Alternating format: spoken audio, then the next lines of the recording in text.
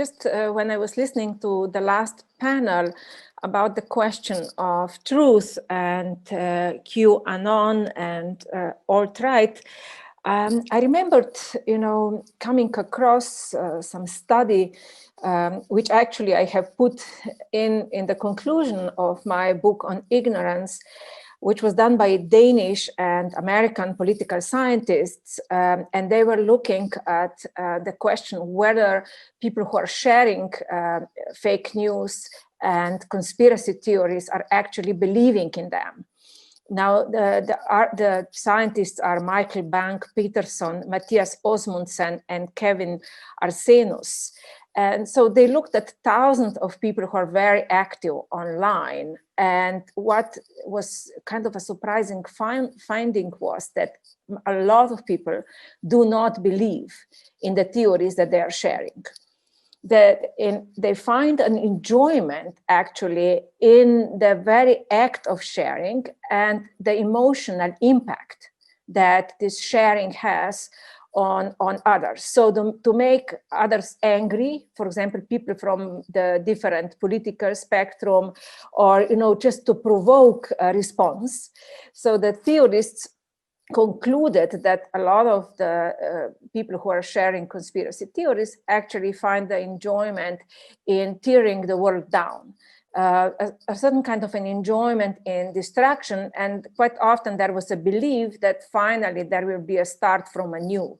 We know already from Freud and Lacan this kind of a death drive, which is also sort of the idea behind it is not only that there will be the end, but that there will be like a renewal. Creatio ex nihilo is the term that Lacan is using, for example. So I think that this emotional part of sharing is something that has to be analyzed in the future. And of course, the community building, which you already discussed. Now, today I will share with you kind of my new research, which has been on the denial and ignorance that we can observe at the time of the pandemic.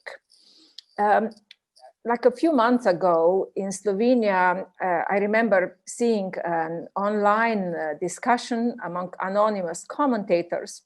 And one of them said, "Show me the virus and I will believe that it exists." And another one said, "People just imagine what the virus looks like. And this image of the new coronavirus actually looks more a work of art than a proof of its existence." Now, when we delve into the online world, we quickly notice how much actually this denial and ignorance and various conspiracy theories are, sort of kind of circulating there around the pandemic. Now, of course, denial is often used when we are dealing with something that is too painful or too unpleasant for us to consciously apprehend. And we also quite often resort to ignorance, which concerns not only the lack of knowledge, but often the lack of the desire to know. And Jacques Lacan coined the term the passion for ignorance, which means that people who come to psychoanalysis often claim that they want to come close to truth, but basically they usually do everything not to, and find a particular kind of a jouissance in ignorance per se. Now, if we look a little bit at the history of the current pandemic, we see that from the start, on the higher echelons of power, we had various types of ignorance. First, the Chinese authorities ignored the virus and even punished doctors who warned about the new type of pneumonia. Then we had lots of European and American state leaders who were sort of behaving as if the pandemic is happening somewhere far away, and they were ignoring the fact that we live in such an interconnected world that the virus will sooner or later come to our countries. Of course, Russia has been at the forefront of ignorance from the start. In late March, doctors were informing, the government that they are observing, a rise of pneumonia. They have been punished, and there has been real strategy to suppress this information. And of course, Donald Trump from the start has ignored the virus, even claimed that it's nothing but the flu. And of course, then we had lots of countries that we rarely kind of speak about. For example, especially in the Middle East, there was a whole movement to prove that they are genetically in some way protected from the virus. So Jordanian Genetic Engineering Association issued a statement that there is a special immunity among their population for the virus. Their research institute also in Jordan claimed that Arabs were less likely to get COVID-19 because their lungs were genetically superior. There were even theories that, you know, Israelis are getting much more infections than Arabs because of the Arabs' genetic strength. Of course, Bolsonaro, Mexican president, and a number of others denied it. Now, this kind of denials were in some way strategic because they allowed, at least for some time, the economy to go on. Now, however, we observe all kinds of denial also on the personal level. Of course, here, you know, we are sometimes observing, you know, willful ignorance, but quite often we observe the type of denials which have much more to do with people's unconscious. Now, the type of denials that we observe among the individuals do not differ so much from the types of denials that have been studied in the 1980s by the Israeli psychologist Shlomo Brezhnitz, who questioned how are people dealing with potentially life-threatening health situations. So Brezhnitz was working a lot in the hospitals, sometimes with the cancer patients, but one of his most interesting studies was done among the coronary patients. So people who have experienced heart attack and, you know, who were in danger to have a repeat of an attack, but many of people that he interviewed expressed all kinds of denials. Now, Brezhnitz observed that, you know, there were kind of 7 types of denial among the people. Now, his idea was also that various types of denials allowed people to feel confident in their well-being, and often people went from one denial to another. Now, one form of denial was that people felt that what happens to others cannot happen to them. Now, another type of denial involved, you know, a lack of urgency. So let's say that people have, for example, already experienced certain pains, but they would deny that these pains can maybe have something to do with their heart condition, and they would kind of prolong before they searched sort of medical attention. Now, some of the people also kind of denied their vulnerability, and they felt that they were somehow protected from the illness because they were practicing presumably healthy lifestyle. You know, some people denied it in the way that they perceived illness just a matter of luck, fate, or destiny. And some people sort of denied also affects related to their condition, or, you know, others transferred anxiety that was provoked by near-death experiences to other causes. And, you know, quite a number of people denied information about their health. So they were informed by the doctors, but they found all kinds of strategies to close their eyes in front of this information. Now, the most severe cases of denial included delusions, which meant that people kind of created an explanation for their condition that was far away from reality. Now, when we observe people who deny COVID-19, we can also here see that people go quite often from one type of denial to another. Now, some people behave as if this illness is of no personal relevance and that infections affect only other people. Even when already they are infected, you know, some deny urgency and do not seek medical treatment when their symptoms worsen. Many people who deny that the novel coronavirus can affect them, similarly to Brezhnitz's patients, harbor illusions that they are somehow protected from getting infected because of their healthy lifestyles or even good genes. And we have seen that sometimes, the idea is that the whole nation is genetically protected. And some people take infection as just merely a matter of luck or destiny. Now, overwhelmingly present are also deniers linked to people blocking unpleasant information or pushing aside their emotions related to the pandemic. Now, furthermore, with the continuation of the pandemic, psychiatrists are also now observing delusional thinking. Some people even develop particular COVID-19 related delusions. Let me give you an example. German media was reporting on a man who got convinced that he was immune to COVID-19 after he found out that his app was infected. His application on the telephone, particularly his WhatsApp, presumably got infected by a Chinese message. So the person developed a theory that this infection with the computer virus created immunity for him from the biological virus. Now, medicine often does not pay enough attention to people's denials of illness, and epidemiologists say little about how ignorance and denial are played out in times of pandemic. And we know that this happened already in the previous pandemics, from the study we had about the medieval plague to later Spanish flu or AIDS epidemic. We have usually found what French historian Delimont has been talking about, kind of a 4 stages of dealing with the pandemic, which usually is the first might be kind of socially denial that it exists, then it might be sort of searching for kind of a scapegoat, then sometimes comes like an acceptance, and then the 4th stage, which he was talking about, is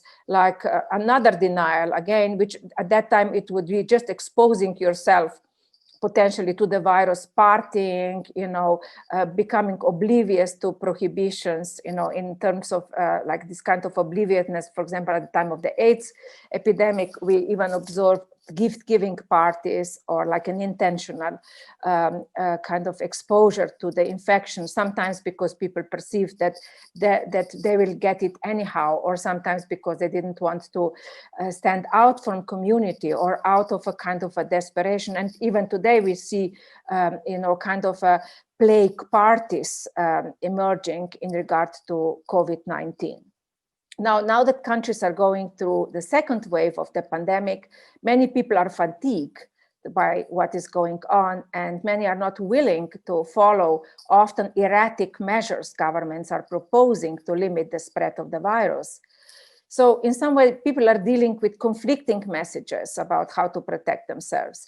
They have, distrust to the governments, and often when they observe the governments, engaging in corruption, not obeying themselves, the restrictions they're imposing themselves, this doubt increases. Now, of course, some are also, we would say, kind of because of a desperate economic situation, like trying to sort of like negate the situation that is happening. And, people who are dealing with other illnesses feel that the whole society is now obsessed only with the pandemic, while we are forgetting cancers or cardiovascular or many other illnesses, and are not treating them. Now, when people are dealing with something traumatic, it is often that they embrace ignorance, denial, negation, instead of facts and knowledge.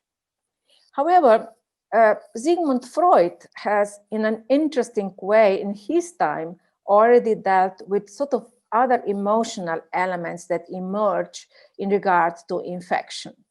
In his mass psychology and the analysis of ego, he speaks about social justice, and he connects social justice with the formation of some kind of a group spirit, when people are perceived as equal and where no one stands out from the group. Now, this demand for equality is for Freud the foundation of social consciousness and the sense of duty. In fact, social justice means, as Freud says, that we deny ourselves many things so that hopefully others may be without them, or that they will not be able to demand them. Now, Freud then goes on and points out that the idea of social justice actually stems from envy. And he takes the example of people infected with syphilis, who are afraid of infecting other people. Their fear, according to Freud, is associated with unconscious desires to spread their infection to others. Now, these patients are wondering why only they should have been infected and cut off from the world, why this horror is not happening to others. And Freud's thesis is that the formation of certain social feelings leads to a reversal of these hostile feelings to positively colored social ties. Therefore, also to the fact that, although people are, in an unconscious way, envious of others who are not infected, because of these social ties that have been created, they kind of rationally reason that they are trying not to infect others. Now, in a group, this reversal often occurs under the influence of the emotional ties with the leader, which is perceived both as part of the group and somehow outside of the group. And as we know from Freud's study of the group psychology, especially when he looked at the military and the church, his basic idea is that positive identification among group members is tied to the feeling that the leader treats everyone equally. When the leader privileges one over the other, the identification between the members of the group itself collapses. And so in the case of the soldiers, for example, such collapse can also, lead to an increase of the feeling of anxiety. And in today's times, when we have a changed relationship to leaders, and this is not necessarily bad, when we have a lot of doubt, I think we need to take into account this sort of the kind of the changes that are happening and the kind of the increase of conspiracy theories. And I would say, on the other hand, also among a lot of people, an increase of the anxiety. Now, if we translate this Freud's kind of reasoning to how, we are facing the crisis with the new coronavirus, we see that there is a reversal in human relations when sort of leaders, for example, are kind of enjoying themselves at the expense of others, or when they are profiting from the pandemic. So if at the beginning of the crisis, some still believe that we are all in the same boat, very quickly people saw that actually some are in very expensive yachts and, some in kind of broken boats or not on the boats at all.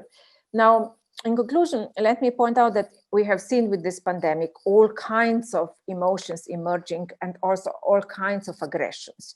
Some aggressions, directed to oneself, a lot of aggressions are directed to others. We have seen all kinds of spitting accidents and, the intentional infections of others. And here it's quite interesting to see how fake news emerged about this spitting accidents in China. For some time, there was a circulation of a video where, men are starting fighting and, one man starts spitting to others. And the whole idea was that this is a video where a person is trying to intentionally infect others with the new coronavirus. But soon it was established that this is an old film, like 3 years old, which people were sharing, and this was just like a random film. Someone was shooting on the street where he saw a fight of some people. Now, psychoanalysts have spoken, in an interesting way about, aggressions related to spitting. Freud was linking it to infantile negative reactions Melanie Klein also linked it to kind of the childhood fantasies to expunge aggressive self-affection through spitting, biting, excretion. And of course, you know, when people are spitting or engaging in some of the aggressions like this, they're quite often trying in their own way to cope with their anxiety and also with the desire to harm others. So I think that in the next months, it will be interesting to look more broadly at this, you know, sort of like a kind of a new emotions and new aggressions, new identifications that are emerging.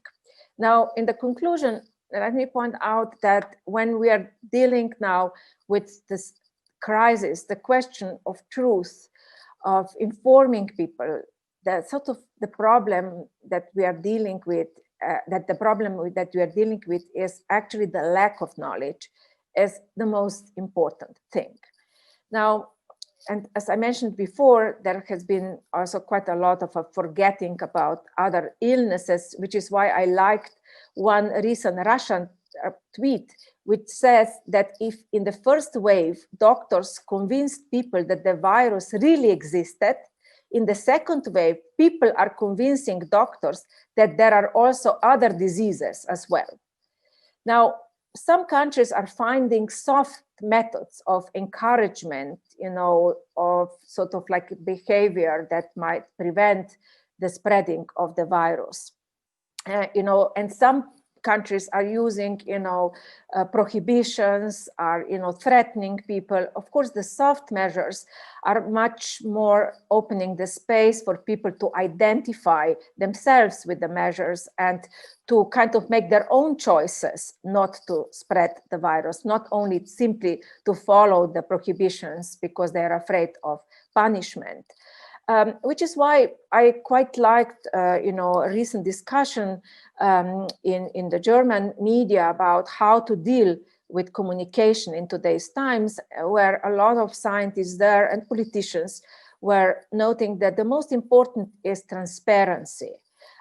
Transparency also in regard to the lack of knowledge, also the questions in regard to the vaccines. And, you know, I liked kind of the statement by the German politician and epidemiologist Karl Lauterbach, who said that uncertainty and doubt are not a disgrace to scientists or politicians at this moment. It is rather a shame to be overconfident. Thank you.